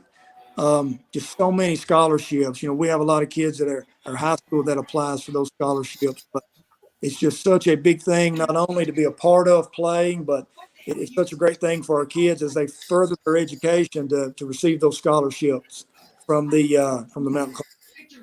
Yeah, scholarships is what it's all about. Getting the education of tomorrow to our kids. I was just received a message, Mark, from John. He is unfortunately to tell me that they cannot come on tonight. They're all working on the round ball preview. Said that they all cannot. They have to get this done. So they said they would be back with us next week. BJ, I guess I can do the weather, maybe the traffic report. I can talk about the traffic and hiding. I can talk about. I don't know if we can get you to the studio in enough time to do that, but we're not. Unfortunately, they're not going to be with us tonight. So we're going to. We'll get Mark's thoughts about this past Friday night, the high school football season. State semifinals were played. We had 4 mountain teams. Actually, we had 4. And when the night come to an end, we got 3 of them going to Kroger Field on Friday and Saturday. Pikeville, they just run Raceland plumb out of the building, 36-7. Middlesboro, they sort of run into a truck. No, I'm sorry. They ran into a semi because they got run over as LCA beat them 58-0. Belfry started off 0-5. They ended up finding some way to Kroger Field and getting in that championship game. And I can tell you how they got there, but I'm going to let Mark speak on it first, and I'll give my thoughts. And then, of course, the game that everybody was looking forward to, Johnson Central getting their revenge on Franklin County. Because everybody remembers, Franklin County was the last game that Coach Jim Matney coached before he passed away before the season. So, Mark, what do you think about our mountain representatives as they head to Kroger Field on Friday and Saturday? First of all, Johnson Central is playing with heavy hearts and a lot of motivation throughout the remainder of this season. And, we wish them the best of luck in all of our mountain teams. But that just goes to show you the strength of our mountain football. You have the quality and the year in and the year out competitiveness of your Pikevilles, of your Belfries, Johnson Centrals, and those teams that continually get there to Kroger Field and continue to have an opportunity to win a state championship. So, it just goes to show you the style of football that we have here in the mountains, the quality of kids, the quality of coaches, as you referred to, as you're talking about Belfry, the legends that we have that remaining in our coaching here in the mountains. And we just wish them the best of luck. What do you think about them, CJ? You think they're all going to pull out a win this weekend? What do you got? First of all, let me give you Belfry's side of things first. And, I was one of the ones that was the season we got to, when I saw them, they was 0-5. I knew that they would dominate district play because their district is, I'm not being mean, they've dominated it. They ain't lost a district game since they've been in there. I bet they probably won 50, 60, 70 straight district games. They ain't lost a district game in a long, long time. Lawrence County did give them their best challenge in the regional district championship game this year, 21-14. But I knew one thing. They was not going to be on. I said they will get to Kroger Field, and they will play for a state title. Somebody said, "Well, you're dumb." I said the only reason they're going to be there, Philip Haywood. Philip Haywood took this team on his back and said, "Guys," but all they needed was a little confidence. And we always talk about football is more easier to do than basketball. Things can go totally wrong in football, but 1 or 2 games towards the end of your season can change your season. Basketball, it takes a little longer because you got so many games you play. I felt like after Belfry played those first 5 games that they kept winning in district play, they kept getting that momentum. And then the last 2 weeks when they played Bale, they played East Carter, hats off. I mean, they've outplayed them. And they deserve to be there. And they play a Paducah Tillman team. It's just like they are. Paducah Tillman started off 1-4. They're 8-6. Very rarely will you get 2 8-16s playing each other for a state title. Well, that's what you got in 3A. Pikeville, I think it'll be a close game for a little while, but I think Pikeville runs away with this game in the second half. I just don't think you can stop their passing game. The coach's son is a real deal. He can throw the football. He's got good skills. The running game for Pikeville, though, is going to be very big in this game. Russellville is like third in the state in rushing defense. And Pikeville's like fourth in the rushing offense. So this is going to be a good battle. But I think Pikeville wins by a couple of touchdowns. I think they pull away late. And then Johnson Central, as you said, they're still. This is you're playing Boyle County. And if Coach Matney was still alive today, he would have the best speech prepared for those kids. And I know Steve Trimble's the assistant interim coach right now. He'll have something ready for those boys when they hit the Kroger field on Friday afternoon. Because, I mean, you're playing for a state championship. That ain't what's important here. You're playing for Coach Matney on Friday afternoon. Because he's the reason we got here. He's the reason of everything that goes on in Johnson Central. And, I'm looking forward to the game. I think Johnson Central's going to win. I just don't think you can stop. I just don't think they're playing off so much momentum that I think they're just going to keep feeding off of it. And you talk about those coaches, CJ, and those programs. You're talking about football here, and I'm going to kind of jump a gear on you here just a little bit. But, those teams, those coaches have created, the late Coach Matney, those coaches that you mentioned, those teams, and what we're talking about with Coach Baker earlier at Letcher Central, they've created a culture of high expectations, of team first atmosphere, everyone kind of playing for each other, playing for your coaches, the buy-ins there from the kid standpoint, from the parent standpoint, from the community standpoint. And when you get to that place in your program, that's an expectation. A regional championship, going to the Sweet 16, a state football championship, those are your expectations. When you get to that point that you've created that environment that everybody wants to be a part of. And those guys, those coaches you've talked about, those great coaches we were talking about a few moments ago, earlier as we're talking about Coach Wilson, Coach Napier, Ken Jones. I want to talk a second about here while we've got a few minutes here about, the coach that influenced me to be that way was Larry Sparks. And, he continues to do the same thing right now with the teams that he's coaching. But he kind of taught me to be that way as he was my coach, always,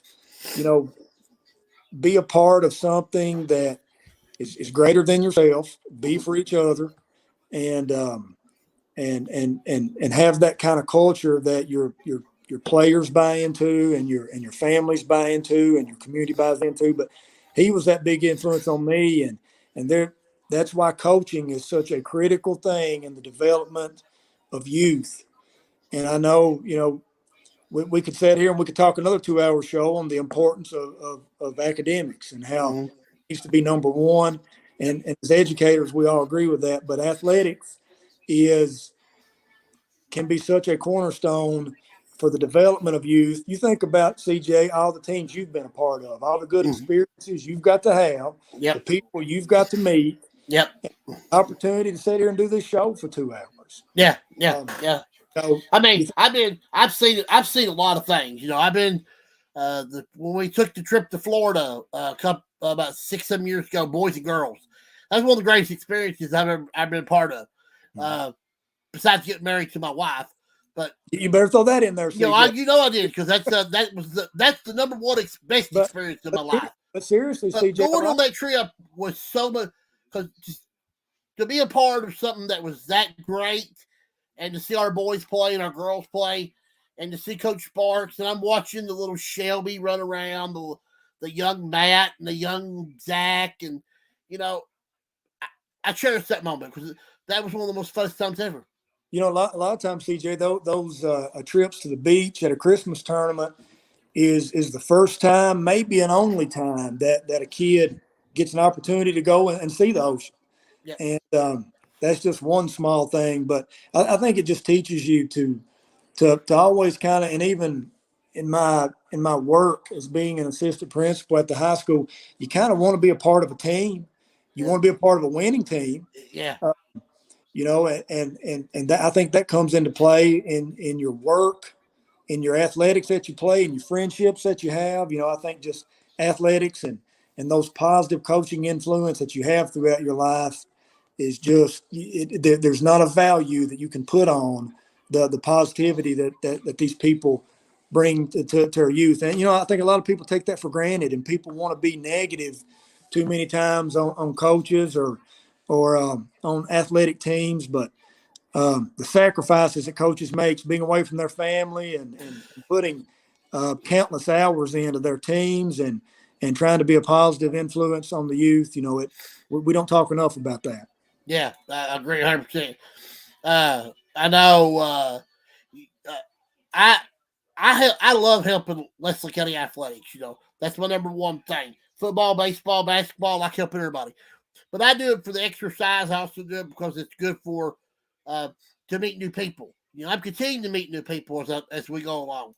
But the one thing you can always guarantee when you go somewhere, somebody's going to always ask you about two people: Oliver Shepard and Wendell Wilson, because they're the stable of Leslie County people. You know, Oliver Shepard, principal, long time, great citizen, great man, great family man. But he also coached back in the young days. He coached boys and girls basketball. He used to put them in the back of a pickup truck, and they used to go play. And then Wendell watched Mr. Shepard and Wendell become legendary figure. But everywhere I go, just like the other day, I was out somewhere. I was in Somerset or somewhere. Somebody said, I see your Let's Get a shirt. I said, yeah, I got a Let's Get a shirt. Wendell Wilson, right? What's he doing? I said, Coach is taking care of himself, you know, staying home, being safe. So, I mean, it's a trend out there that people know. Absolutely, yeah, and it means a lot to all of us that we get to be a part of this. And like Coach Brown Hall talked about earlier, the brotherhood within the coaches, and you get to network, you get to meet new people, and you think about CJ, all the people that you've had on your show. You know, you've had countless coaches and administrators and folks on your show. So all the people that you've got to network with throughout your years. And I hope to network with them for long times to come, because, you know, next week, my co-host is going to be Daryl McCoy. He's actually was a guest on here a couple weeks ago. He is actually one of the helpers that run the D&D Sports Network, which we're on their platform. And Jeff Honeycutt's going to be with me next week, too, on the show. I'm trying to get my YMT coaches on the show next week. I'm trying to get like 2 boys and 2 girls coaches, and then we're going to dive into that because the YMT starts on Monday. So that's my plan for next week. I wouldn't even mind if we maybe even had one of the 3 teams that wins the state title, plays in the football. If they win a state title, I'd like to maybe an interview with a state championship coach. We'll have to wait and see how it goes there. Let me give you the schedule for football, by the way. 12 o'clock Friday afternoon, it will be Russellville and Pikeville. They'll play at 12 o'clock for the Class 1A state championship.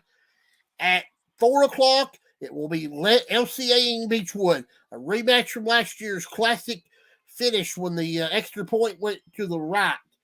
They'll play at 4 o'clock for the 2A state title. And then the nightcap, Boyle County Rebels will play the Johnson Central Golden Eagles at 8 o'clock for the 4A state title. That'll be on Friday. Saturday, the opening game at noon. It will be the Belfry Pirates taking on the Paducah Tillman Blue Tornado. That'll be for the 3A state title. At 4 o'clock, it'll be the 5A state championship game. South Warren, the Dragons. Excuse me. We'll take on Frederick Douglass. Frederick Douglass, excuse me, for 5A state championship. And for the first time in a long, long time, I can remember, Male and St. X are playing for the 6A state title. Wait, Mark Collett, did I forget to put somebody in that 6A championship game? How many people you think will be at that 6A championship game, CJ? Well, this will be your biggest crowd because more people will come this year. Now, it might be watered down a little bit because Trinity's not there. Now, that was my point I was making. Trinity has been there year after year after year.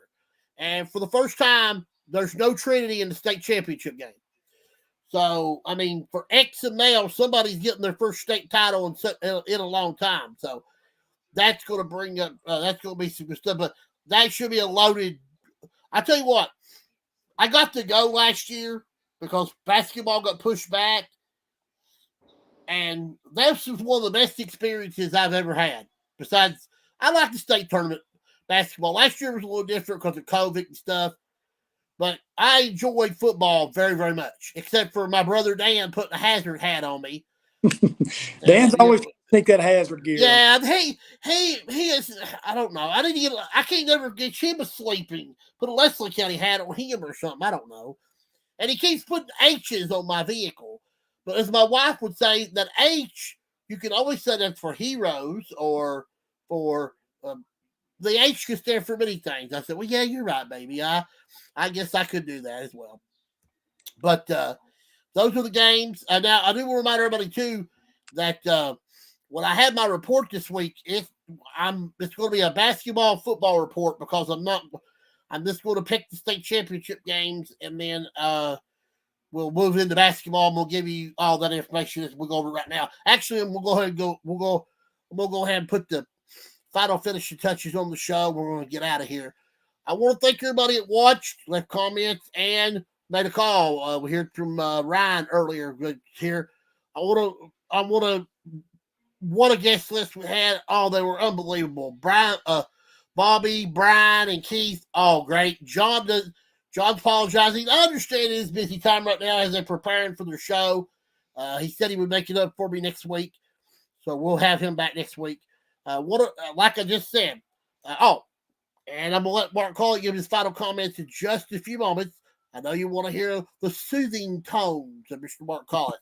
But everybody, 10 o'clock on Sunday night. Yeah. But I want to remind everybody, I'll be back with you Wednesday night, December 1st, with the CJ High School football/basketball report. Time, don't know. Probably between 8:30 and 9.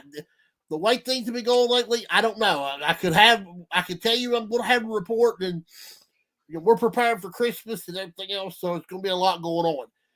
Like I said, we're going to pick the state championship games in high school football. We'll have my first regional rankings, top 25 state rankings, and my first boys and girls top 10 rankings as well.